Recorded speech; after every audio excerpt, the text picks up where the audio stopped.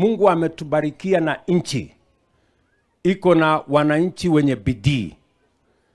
Iko na hali ya anga nzuri. Tunaheshimiwa duniani kote.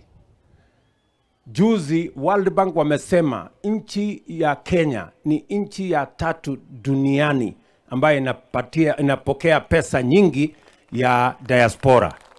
World Bank wakasema nchi ya Kenya ni nchi ambayo uchumi inakuwa katika duniani kote namba 29 kwa nchi karibu 200.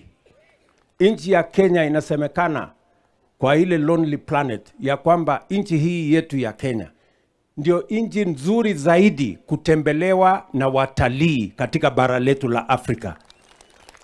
Na ni namba 10 duniani kote. Hiyo ni nchi nzuri ama si nchi nzuri jameni?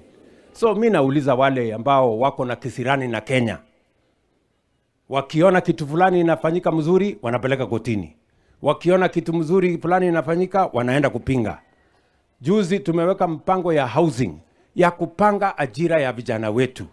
Hawataki. Tumepanga mambo ya afya. Tumesema Mkenya hata ule wa mwisho apate bima ya afya. Hawataki. Tumesema tupange mambo gani? Hawataki. Mimi nawauliza hawa ambao hamutaki vijana wetu wapate kazi.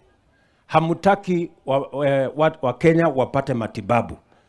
Nyinyi hamutaki chochote kwa nchi yetu ya Kenya. Nyinyi ni wa Kenya wa aina gani? Si tupende nchi yetu jameni? So I am telling the great people of Kenya, please, we have a great country. God has given us a great country. It is our responsibility to make it greater. It is not our responsibility to destroy our country. This is our homeland.